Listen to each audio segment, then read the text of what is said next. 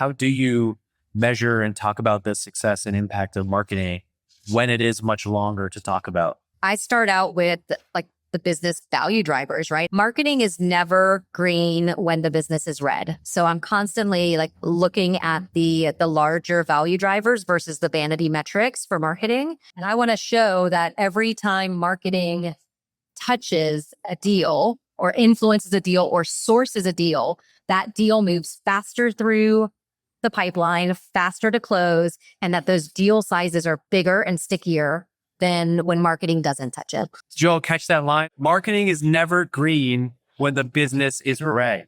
Think about it, because it means that if you're celebrating marketing wins, but the company's not hitting the revenue goal, then you're not winning.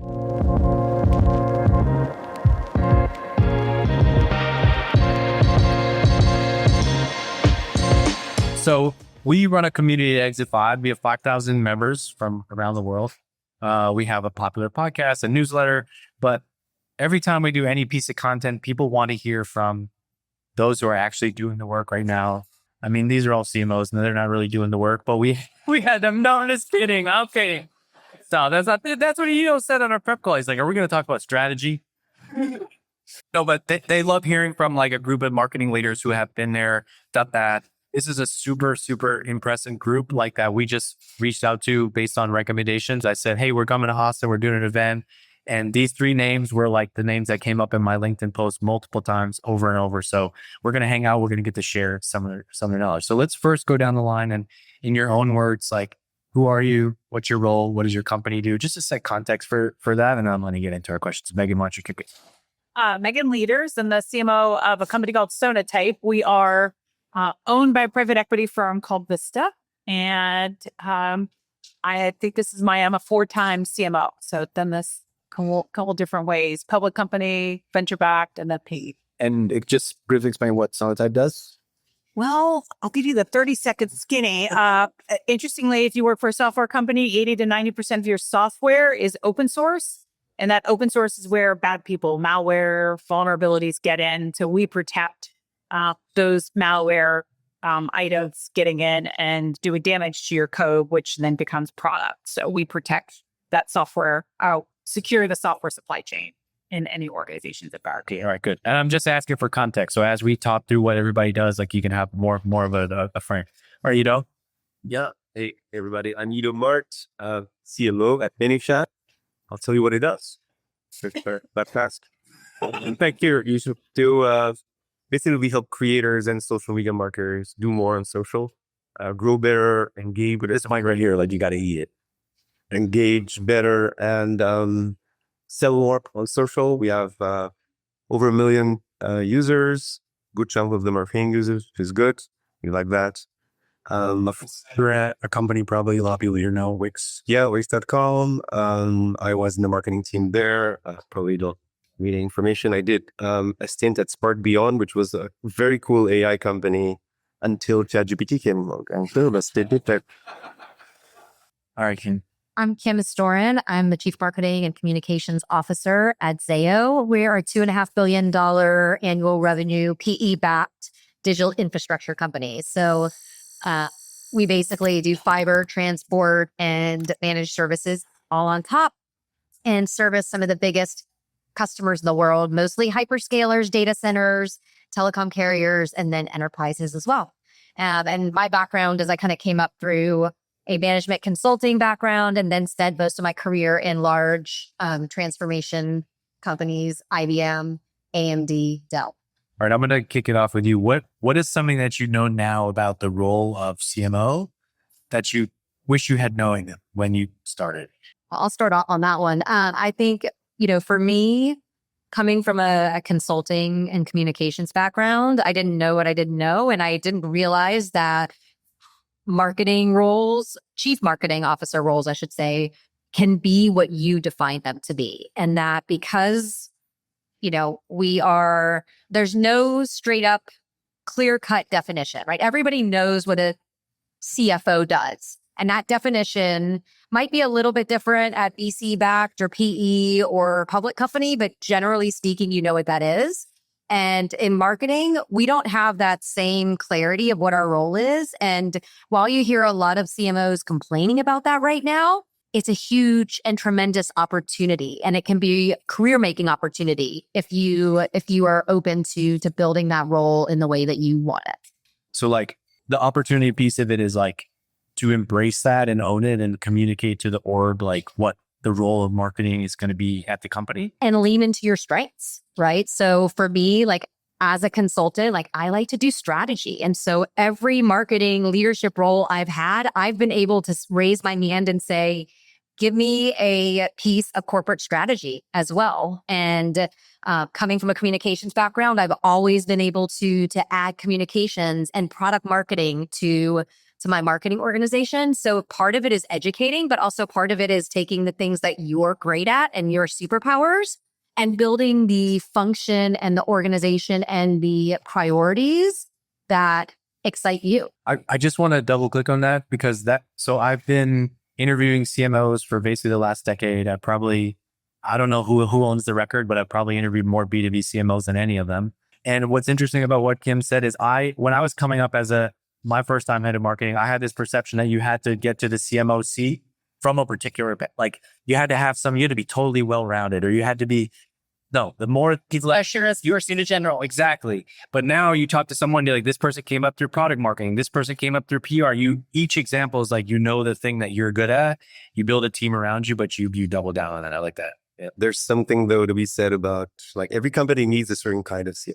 So I don't think you just get to play to your strengths and it's good everywhere. I think you have to also be lucky or choose well where you work so that your strengths shine. I think how do you evaluate something like that?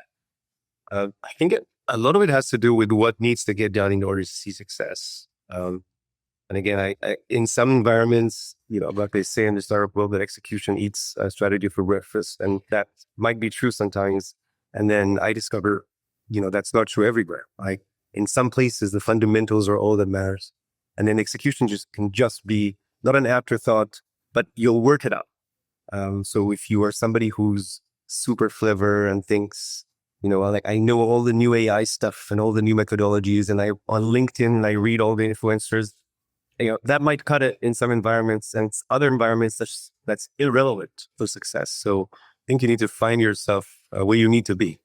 I like that. Maybe what would you say? I would say, when you are thinking about what direction you want to take, whether you want to become specialist or generalist, you have a path and you get there and you choose something. But at the end of the day, when we all become a CMO, it depends on what and how that CEO sees the role of marketing, and making sure that they are hiring, you're going into an environment where they are wanting you to do the functional role either that you play or provide that generalist capability. What I mean by that is that we all define marketing one way. The CEO defines marketing a different way than sometimes we see it. But at the end of the day, there has to be alignment. And I think that's a big learning that we've all had, and we've all walked in different companies. But the thing that has probably changed the most that I would not have anticipated quite at the rate that we're all seeing it is the rate of change that marketers have to embrace, adopt, and adjust to so rapidly. And it's so different than any other discipline. Like finance, you are not seeing change happening in the finance organization. Product, you do to some extent. Marketers have had so much an abundance of change that we never were anticipating to influence how we think about our role, the people we hire, and the output that we produce and what we're measuring. And when that's great, by the way. A friend of mine is a guy, Kip Bodner, is a CMO at HubSpot, and he told me, it's like the first job as CMO is to realize that the CEO is actually the CMO. And I was like, damn, that hurts to hear. I think a lesson from what you're saying, which is a good lesson to everybody, is that you have, if you're going to have 6 or 7 jobs in your life, qualify them very aggressive to make sure that you want to be the CMO that the CEO is doing. That's right. Just to go back to your point, you mentioned change in marketing. What type of change are you seeing? What type of change do marketers have to deal with that, the CFO? I'll just talk about my career, right? When I first started, talking about pipeline was not the thing that came out of my mouth first, right? You talked about brand, or we talked about communications, we talked about product marketing. Today is all about pipeline generation. every conversation. And that's true whether I'm speaking to the CEO or the CFO or my partners and the rest of the go-to-market functions. And that is a big change. But how we market and how we have data to influence our decision-making, influence how the people on my team do their job more effectively, influence how customers buy is changing. And that rate of change and how we leverage data or analytics to either hire better, think about the customer differently, work more collaboratively with other functions of the business. Those are just a few examples of change that have dramatically influenced kind of a different team, a different environment, but also what we're measured and what we're able to offer. Can you want to build it? Oh, no, I was just going to say, I think also that point around like the change to pipeline, I think is a very, I don't know if you had the same experience at Silicon Labs, but in an infrastructure business, that's not the first thing we talk about, right? Because it's a very much a SaaSification of marketing. So it comes up like, I mean, I have a pipeline number, I hit it every year. Like it's a big piece of what I do. No big deal. But it's different because, you know, we are selling into hyperscalers and really large enterprise and, you know, versus when I was in a SaaS business and like that pipeline conversation was like front and center, even if in some ways you're like, all right, like it's an MQL to SQL death spiral. But I do think like it's interesting to see that shift that's happened, that SaaSification of marketing. And some of it started to come over to the infrastructure space in like maybe not a good way because like SaaS is more transactional. Even the enterprise deals that have a longer lead time than when you're selling, you know, hardware plus software and, you know, really long lead times and construction and semiconductor R&D timelines and all of that. So how do you feel about it? I'm very far removed from that world. This is just like a student question. In that world, how do you measure and talk about the success and impact of marketing when it is much longer to talk about? I start out with like the business value drivers, right? Marketing is never green when the business is red. So I'm constantly like looking at the larger value drivers versus the vanity metrics for marketing and looking at our bookings and our churn and all of that. And then on the marketing side, what I look at is how much faster does a deal close when marketing is involved versus the deals that are either sourced by sales or influenced only by sales. So velocity becomes really critical and size of deal becomes really critical when I think about marketing influence in that way. And those are the ways that I try to connect it to where the business is heading versus just those vanity metrics that, you know, the MQLs that you can't show the conversion to the bottom line. Did you all catch that line that she said at the beginning? What'd she say? Marketing. Well, I didn't even catch it. I'll try to MC. Marketing is never green when the business is red. Ding's a good rapper. Sorry, Ding. Sorry, buddy. That's a bar right there. That's a bar. Think about it, because it means that if you're celebrating marketing wins, but the company is not hitting the revenue goal, then you're not winning. And I want to show that every time marketing touches a deal or influences a deal or sources a deal, that deal moves faster through the pipeline, faster to close, and that those deal sizes are bigger and stickier than when marketing doesn't touch it. Hey, by the way, for you all, like we're going to make this interactive too. So I want you to like in a couple of minutes, we're going to pass mics around and we'll get to ask questions of this career here. But I want to ask you all a question. This question came to us in our community. This is from Jim. He's a CMO at a like Series B startup. He said, ask them about shifting strategies in the growth at the right cost era, which is now, versus he called it GAC, growth at all costs era. This is going to continue to be a big deal for VC and PE backed companies, and CAC payback is always the number one question I get from our board right now. So, state of marketing 2024. I can start. So I'm in an environment, I think I'm fortunate enough to be in an environment where everything is marketing in terms of revenue. So there's no sales. It's all self-serve, high volume, high velocity marketing. So I get the signals directly from what marketing does, which is cool. And then I think that shift, which is, it's a VC shift mostly, right? Only VCs allowed us to grow at all costs 10 years ago. and now VCs are reading this in. There's nothing else that, created this. I think that doesn't really change much in terms of what matters, in terms of effectiveness and what you do. So you can think of kind of the effectiveness in light of the financial situation of the company. Like blended CAC is a good metric for that. Like, are we efficient at all in acquiring users or accounts or customers? But then there's also things like the efficiency of the various activities that we take part on. Then there's metrics like return on ad spend and things that are a little bit more granular. Those didn't change at all, right? From like a move from growth at all costs and profitability. Profitability is a metric of the company, not of marketing efficiency. So I think marketing remains unchanged, other than instances, usually in seed and Series A, where you suddenly get a green light from your CEO and board to just do whatever and see what happens, right? I think that's still true today. Today, you can spend 5% of your spend on experimentation that is extreme. Maybe back in the day, you could spend 30% of your spend on experimentation. So all you have to do is rein in experimentation. The rest sucks. Megan, do you have any learn from Sonatype? At the end of the day, they're all different levers that you're pulling, right? Like you're pulling different levers to see what's going to work. Some of it's, could call it experimentation. Some of it, you may, today, this past week, we're trying to think about how do we scale using data differently? How do I scale using different resources in a different manner?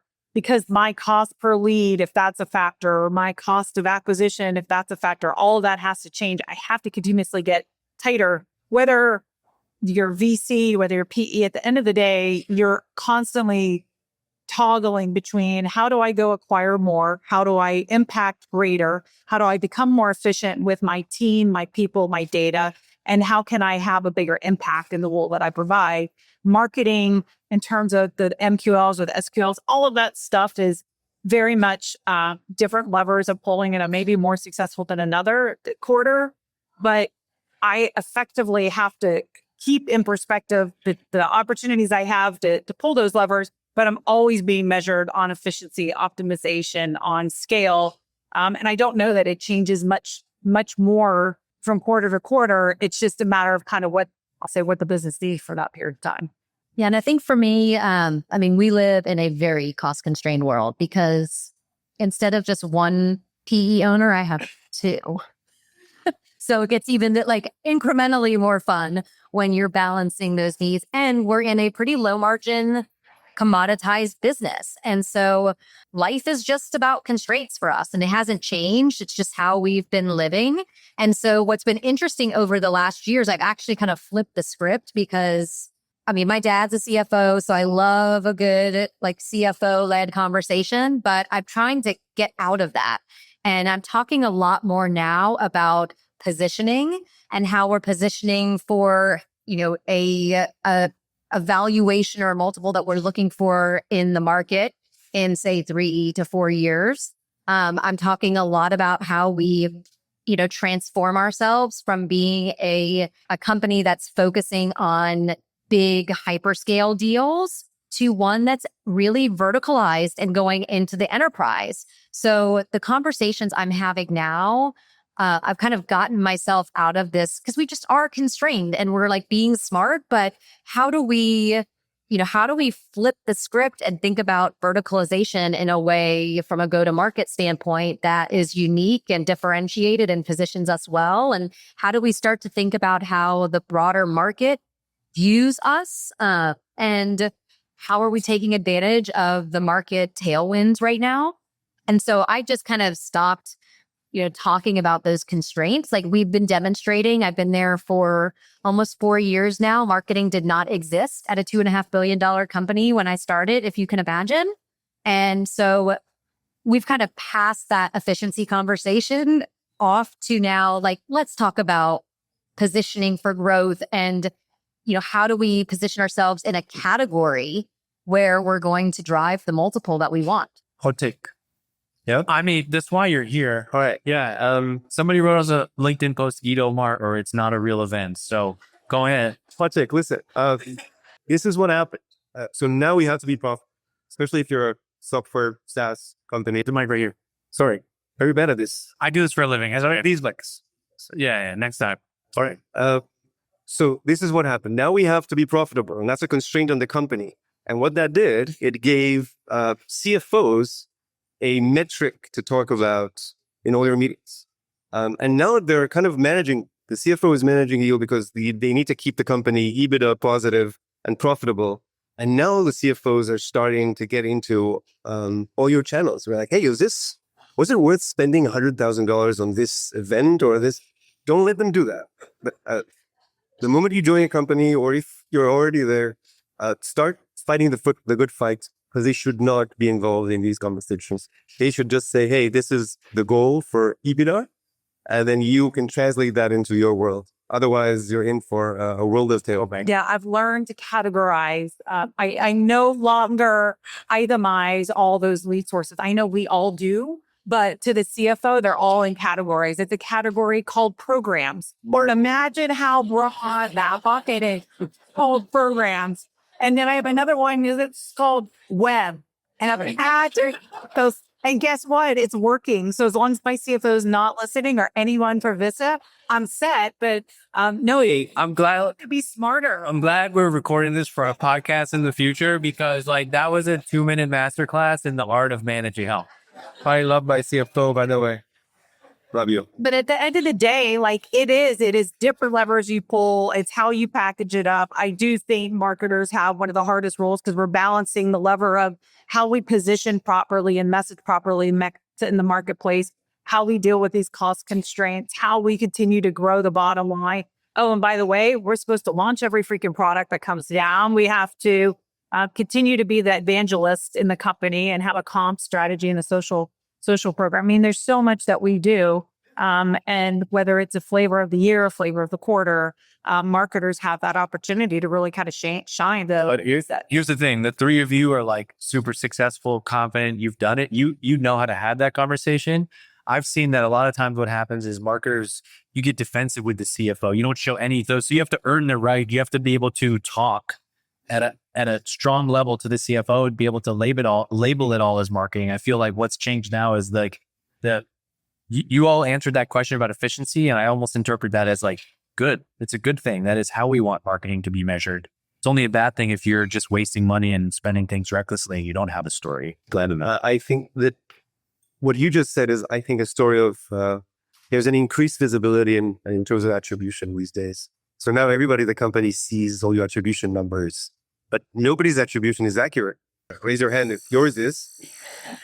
But if you lean into attribution as a source of truth, then suddenly you're having conversations with your CFO and CEO on hey, this channel or that channel, or I think attribution should be, first of all, not the way you defend marketing to anybody. Right? Attribution is there to be, first of all, useful and not true, or useful and not accurate, right? And to be used for decision making and not for scorekeeping.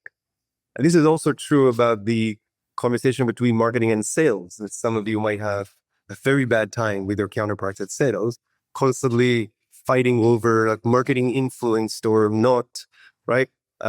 It's not about scorekeeping. So I think it's a conversation that just needs to be shifted.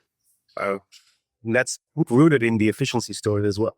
I'll say one quick thing. That's why you're here. Okay. From a CFO perspective, if you can be the first person to provide value to the CFO to say, hey, I've got some cost savings. Let's say the company is undergoing some constraints and we're all looking for dollars. Imagine when marketing, which is a total expense center, comes to the CFO and says, hey, I'm going to proactively give back $500,000 because I want to help preserve some of these other functions of the business. Unlike what normally happens.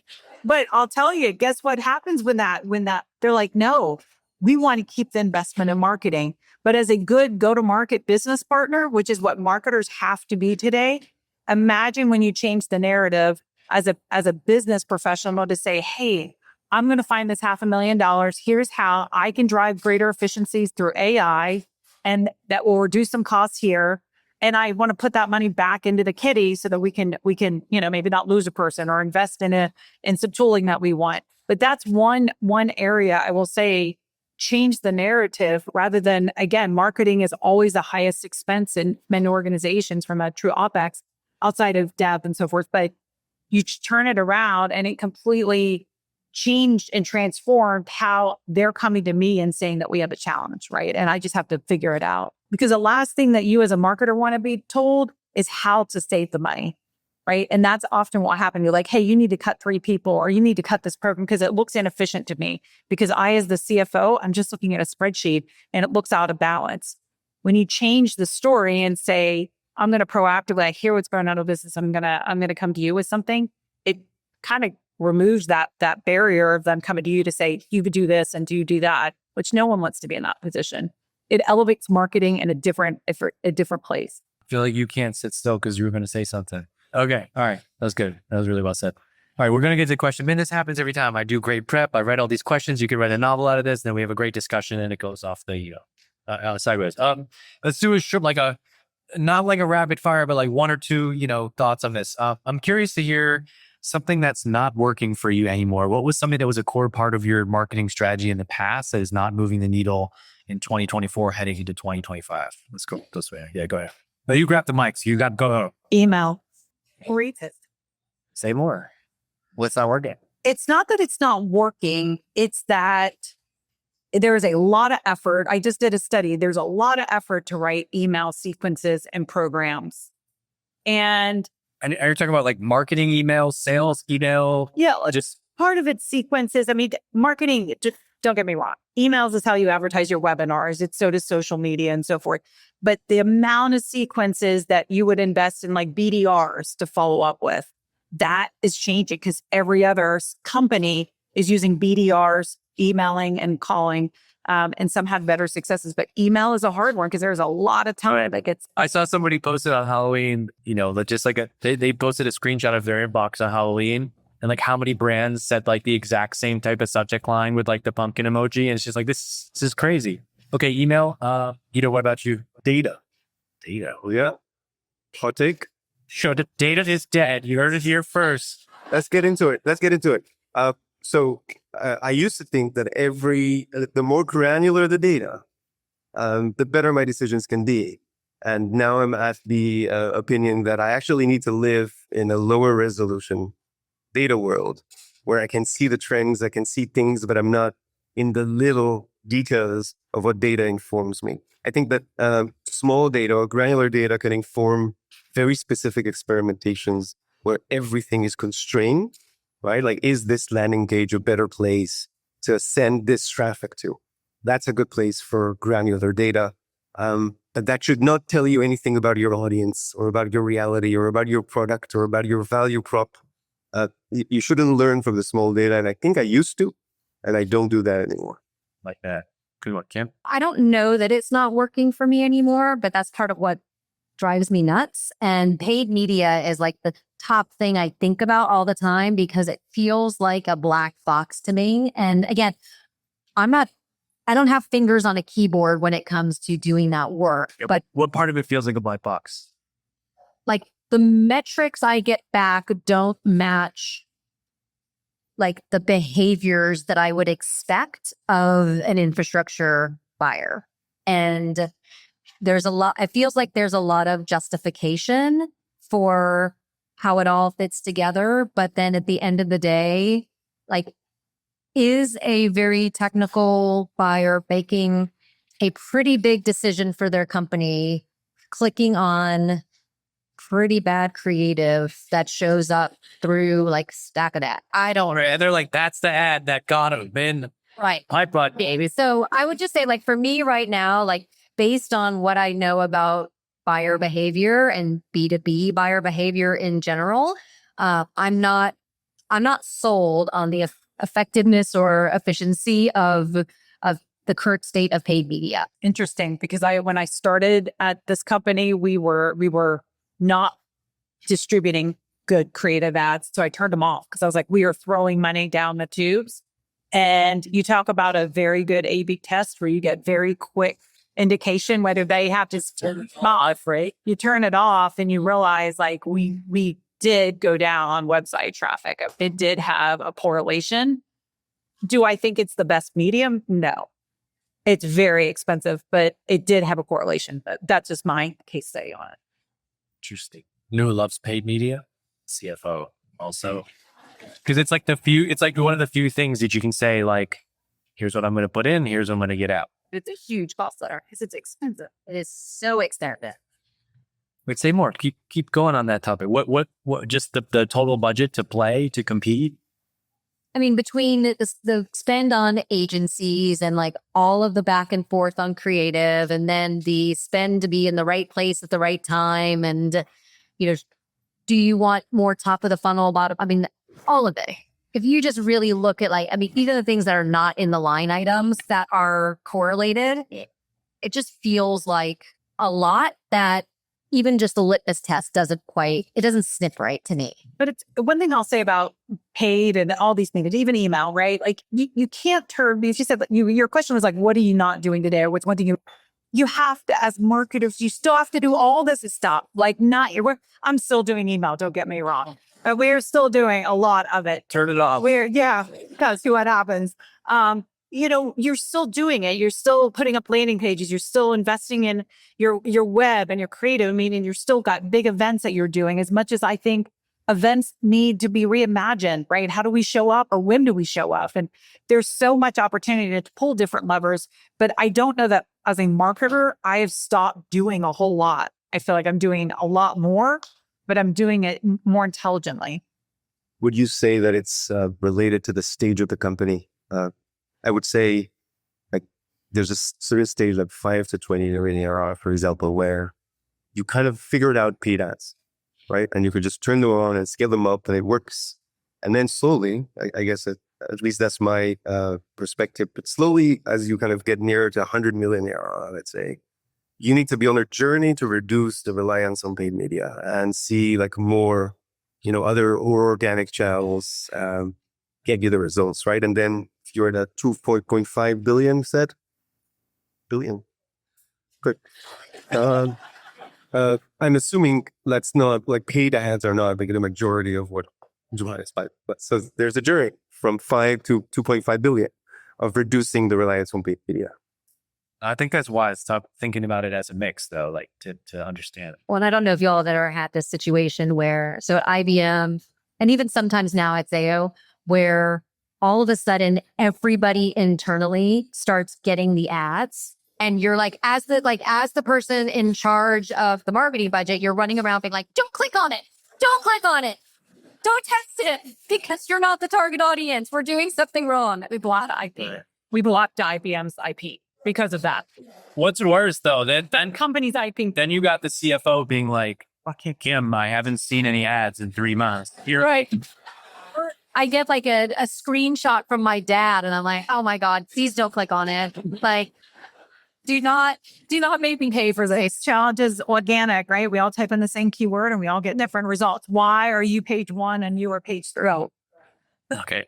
And then the flip side of that question, I guess, if there was one, is maybe give us 1 or 2 things that's working for you inside of the company right now. That's kind of like a newer channel that's promising, a unsung hero. If you want to turn off email, what's the one that you want to go invest in? Let's go with reverse order. So for me right now, the channel is sales, and they're our best advocates in the market. And they didn't really understand how to tell a story to an enterprise buyer. And so, my product marketing team built a reference architecture and has started rolling it out, and we're enabling sales, and we're seeing real traction in the enterprise in a way that we hadn't before.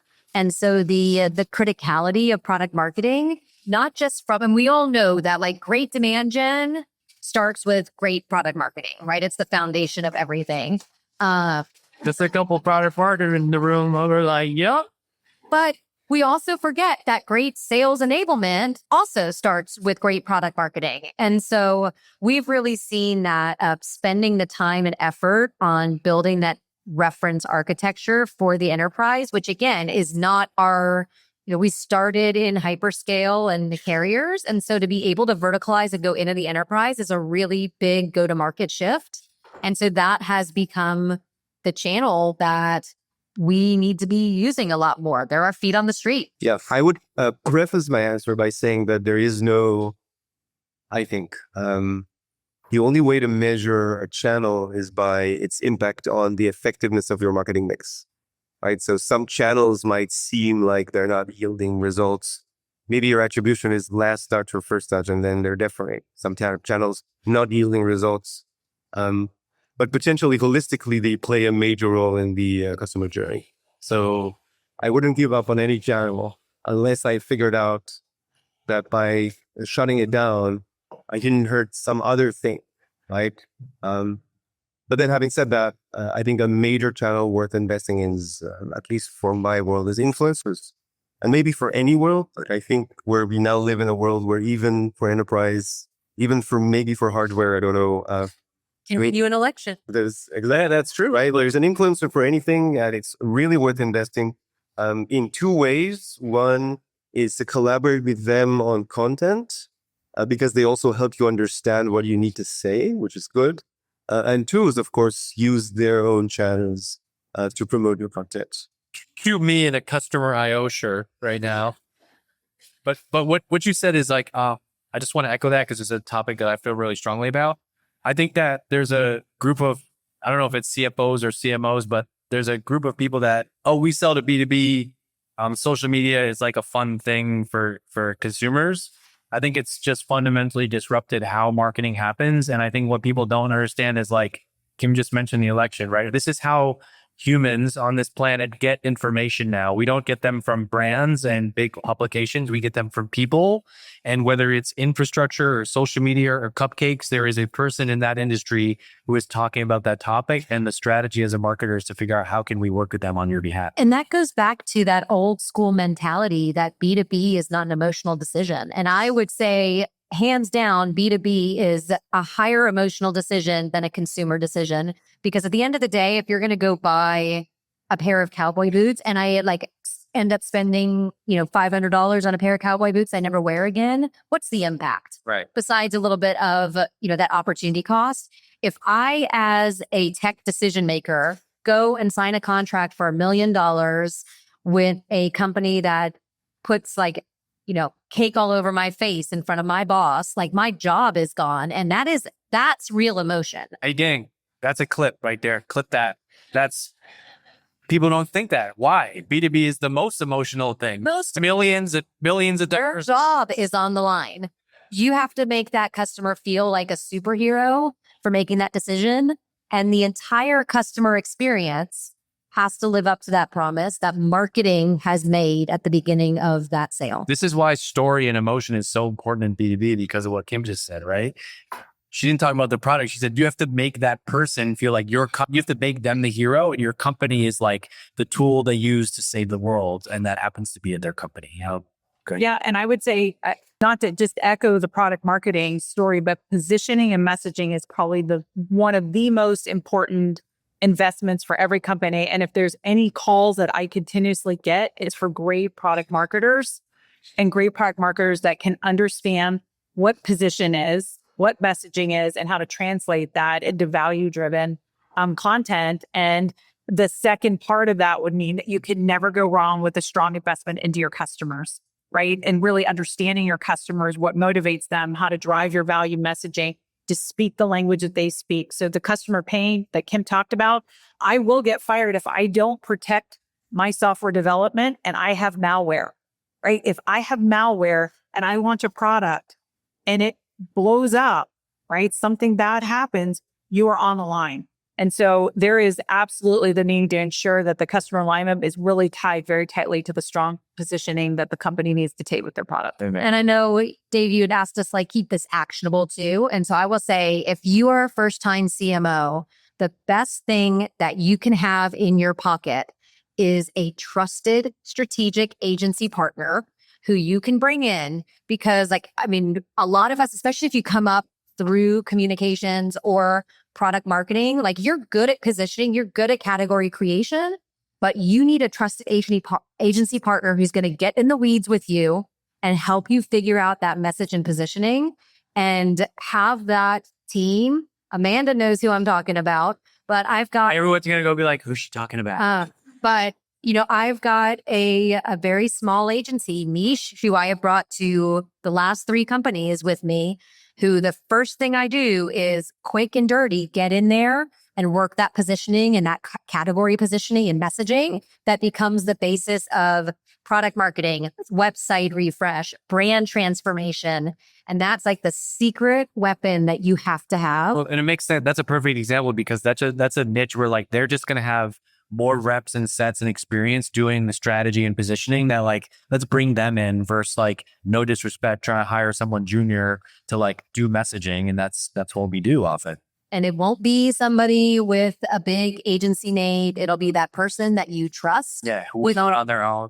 Will get in the weeds with you. I know there's a lot of people like thinking about growing their careers in this room. I just want to share a story. Like you all have basically mentioned the importance of product marketing. I worked for this CEO when I was coming up earlier in my career, and I thought I had to be like a growth marketer. No disrespect to growth marketers, but I thought that's what you had to be.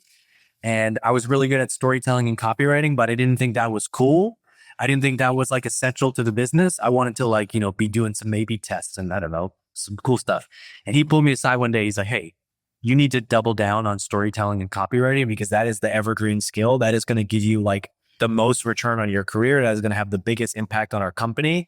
And that was the thing that clicked for me. Like, oh yeah, storytelling is the most important business skill for a marketer. I was chasing this other thing because I thought I needed to be well-rounded. He was like, no, double down on storytelling and positioning and messaging. And that's going to be the thing. And it's been true. Do you all have questions? Do you want to do questions with this? Cause I could go forever, but you all have some, ask them too. Okay, cool. I'll give you Diggy. Oh yeah. I thought you were looking like you had a mic. I'm going to hand this mic out. If this mic is wet, gripping it. It's not. We're friends. We connected on LinkedIn. Hi, Bar. Say your name. What do you do?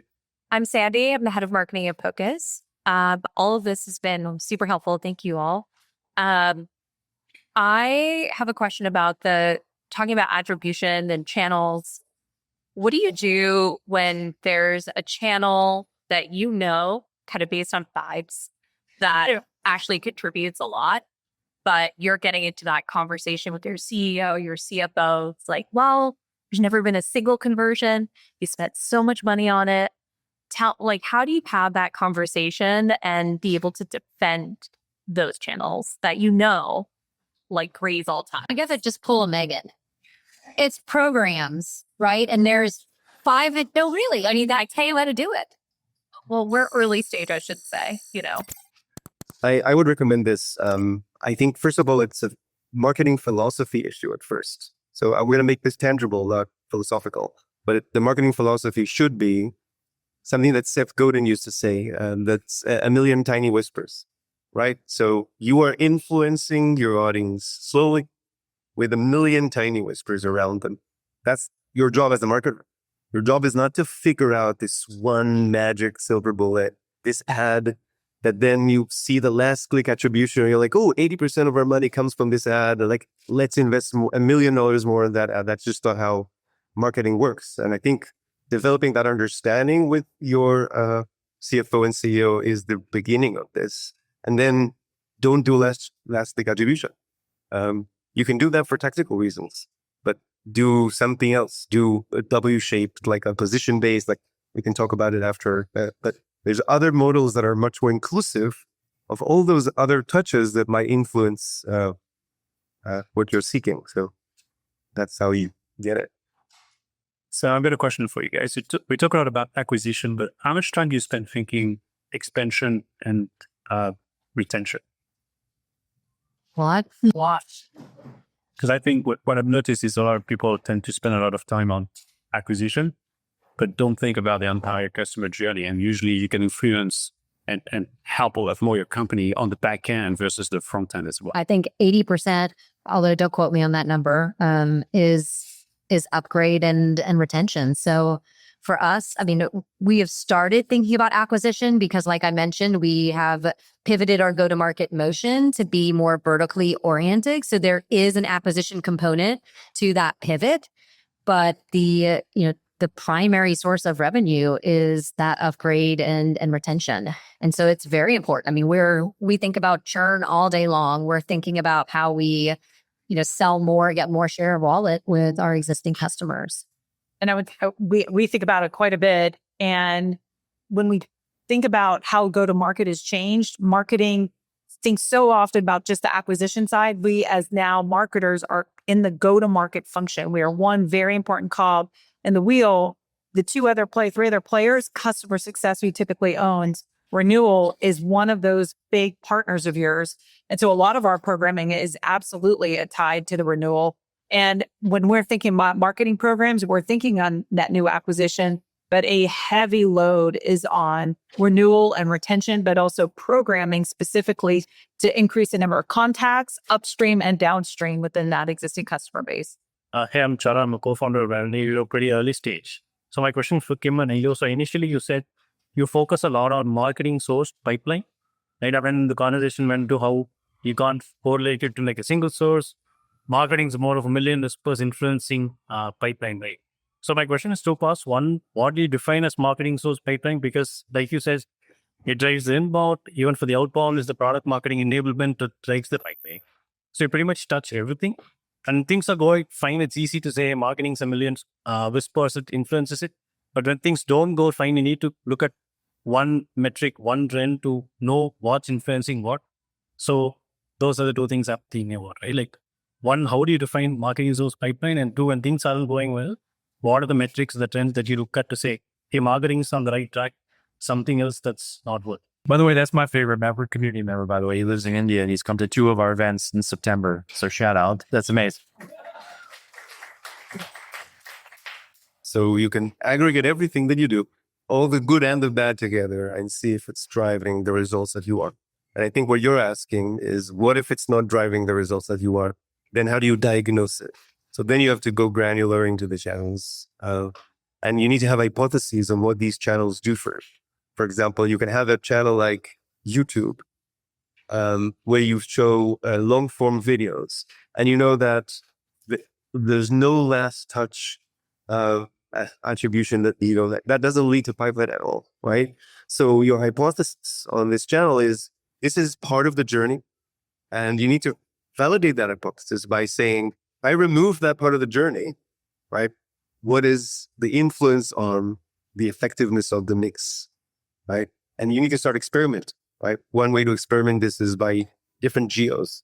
You could close it to one geo and keep it open in a different geo, or by verticals if you're able to target that way. But so you just have to go one rung deeper in the experimentation kind of granularity and start experimenting. Yeah, we talk about different levers that you can pull, try the different levers, but A/B testing is a beautiful thing, right? Before you just discount a lead source altogether and say, email's terrible. No, it's not terrible. It's your subject line might be an experiment. Your header, how it's being delivered on mobile versus desktop may be your issue. So it does take different A/B experimentation, the different level pulls, what are you driving them towards? And are you gating all your things versus letting it all be free? It's just those little tactics that really can make a big difference. Yeah, Rohan, I run an agency that helps companies with founder-led content to drive influence and also demand for the business.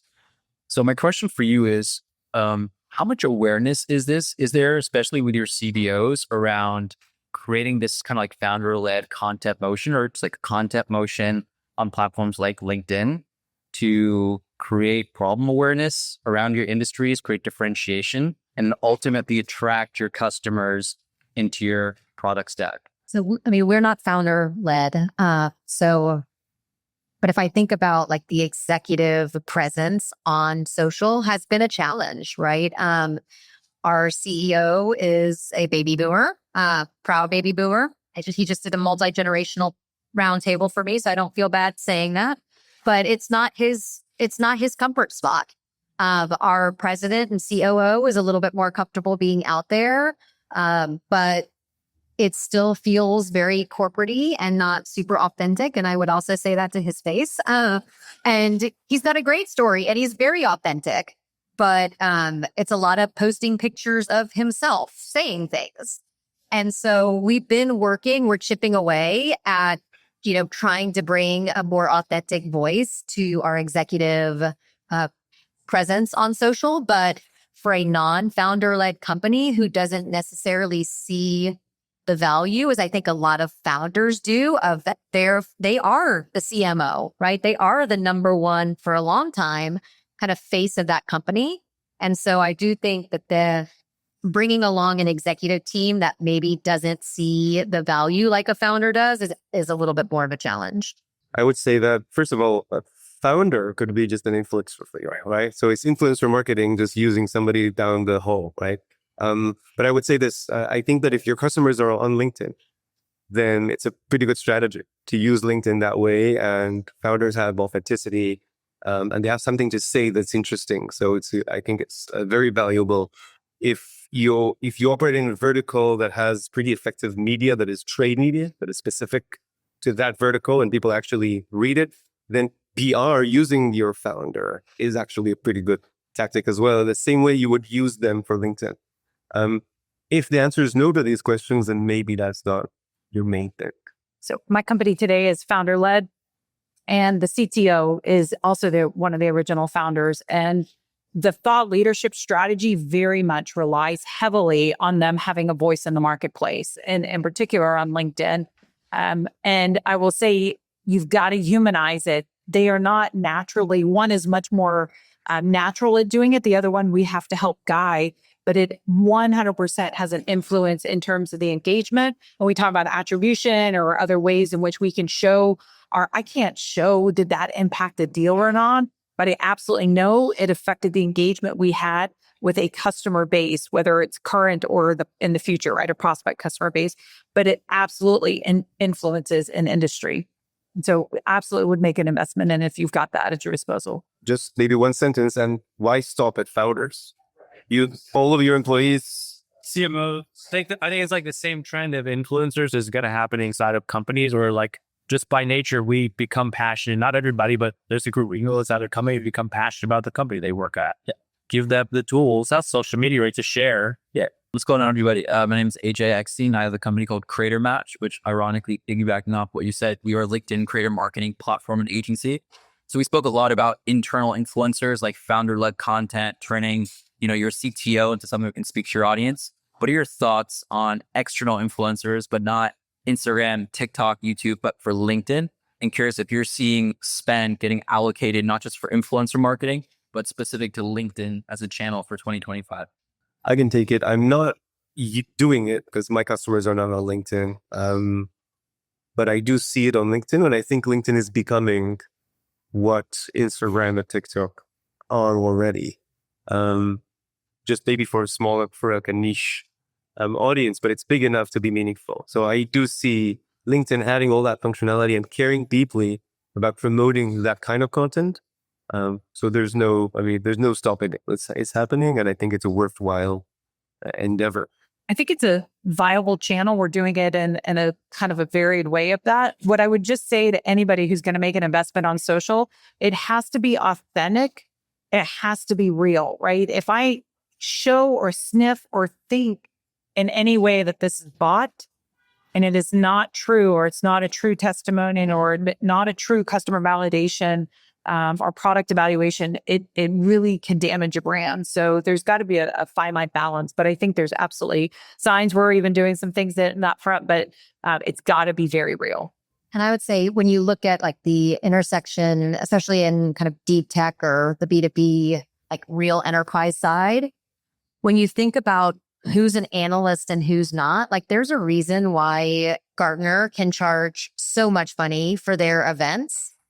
And for their engagement with you, your seats and your licensing, because they don't do pay to play, right? And versus like if I go pay an independent analyst to write a white paper about, my product and solution, people can they know that when you get in an MQ, a Magic Quadrant, like you did not pay for that. So there is, whether you believe the hype cycle or not, like that is a legitimate analyst white paper versus where you pay for one. And so I think there is a little bit of haziness there, but you're seeing, especially at IBM, where we had an entire like dedicated practice around influencer marketing, that does absolutely help your business if you've got the money and the wherewithal to like put it towards that. But at the end of the day, I'll take a Barker MQ any day over a paid analyst who's going to say, whatever he wants to in order to get that 50K. Hi, Michael Robin. I'm a former CMO head marketing. Now I do product marketing consulting. So my question is about how, once you've built an architecture and for teaching your sales enablers and solution consultants about product or what you're selling, how to get them excited and, properly enabled enough to tell that story, because that's a challenge I think a lot of us have. How do you market the marketing? This is, I will say, you said two different things, or at least I interpreted. Marketing is marketers' challenge. And we all as marketers have to solve for that. That is a hard thing. And have to make a concerted effort of it. Like, we're on to the next thing and forget that we have to celebrate and make sure that the rest of the company knows about something that was done or how they can participate. But the first part of your question was around enablement, right? How can I have created all this great content? Now I have messaging that should be delivered and evangelized by the sales team. How can I make sure that they are seeing it, they're excited about it? I will say sales enablement in particular has a lot of opportunity, but it really needs to be a very dedicated focus, and it takes repetition. I will say, where we talk about change and technology, there are a lot of great AI tools that have come of age that can help and augment that repetition to where it used to be hand-on-hand combat, or, the Salesforce model as you train from the top down and you keep training so that everyone has to be able to recite the same message. That is hard to scale. But there are great AI technologies that are doing it. But I do think enablement requires repetition, consistency, testing, validation. But there is no better substitute than getting market validation by going out into the field with your customer or with your sales reps to see how it's being utilized and received and being receptive, and then modify accordingly. And I'll say too, at least what I've experienced now over the last years, I've rolled out a 5-year strategy, is to have a little fun with it. And so I'm co-leading our 5-year strategy with our chief product and strategy officer. And I wasn't sure going into it if his sense of humor was going to be on the same wavelength as me, because I have a ridiculous sense of humor, and you either like it or it makes you uncomfortable. And he jumped in and was willing. So we built and deployed this 5-year strategy. We really simplified it. We used some pretty old kind of Starbucks and McDonald's approaches to really simplify and make it graphical and also easy to consume. And then we had some fun. So we rolled it out with a talk show, and he went along with it, and he did, a Dave Letterman top 10. He did, all of the bits that we could pull in. We did a segment that was basically, we had a customer Wingstop that we wanted to show how our strategy and reference architecture was, kind of the exact transformation that they were going. And he, God bless him, was willing to do hot wings. So we ordered Wingstop, and he interviewed the sales guy, and they ate spicy wings, and it was hilarious. But the salespeople remembered it. They remembered the story. They remembered the way that it was delivered. We're going into our kickoff in a couple weeks, and we're doing trends. And we found this hilarious Saturday Night Live episode with A.D. Bryant from a couple years ago with these trendsetters, and we're going to reinvent the trendsetters. And instead of talking about, what to wear and when, we're talking about cybersecurity trends. We're talking about AI. We're talking about digital transformation and having some fun with it. And we're seeing that it's resonating because we're not doing the same old, that the sellers have gotten used to seeing. And nothing against our sales enablement team, but they have kind of a rinse and repeat model, and we're shaking it up. All right, last one. Hi. I know everybody else has questions. I'm good. So we got I'm Amy Tarkington. I own an agency here in Austin, Content Industries. We optimize blog content. We turn blogs into digital hubs so that companies can make money. So my question is really more about like the people relationships within your organizations. So I think that like the C-suite has a lot of, concepts and strategies that you need to happen. So how do you work, or what are some of the things that you do with your direct reports, with your VPs and directors to make sure that like what you're thinking actually cascades down and, these strategies and creative assets come to life? So, I mean, my mentality, it kind of starts at the very beginning in the top. So we co-created, my leadership team and I, and then rolled it out to the team, a marketing manifesto. And it's basically, so it's not taking away from our corporate values and purpose, but it's how do we want our marketing team to work as one of the most collaborative functions in the business. We want to have a little bit of a different vibe to our marketing culture.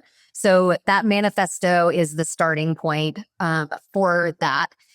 We get together once a quarter with the entire team and have a very specific conversation around priorities and how we're tracking against the priorities that we put in place.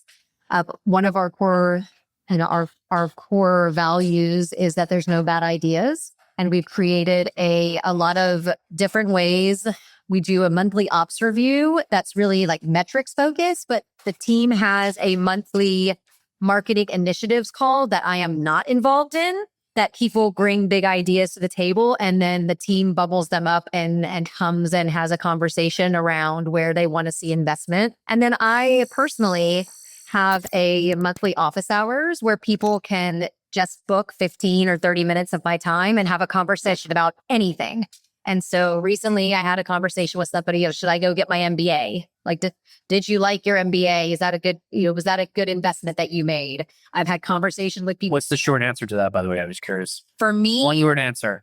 a one word. I need students here from McCombs that I've invited to Santa Reyes. All right, next question. Best 2 years of my life, though. But you have to pivot your career to make your money back. Don't stay in marketing and be in marketing. All right. Oh, we got to wrap. I hate to cut it right, but look, we have to get up anyway. So can you stand up and do a round of applause for this amazing panel? That would make me real happy. Thank you.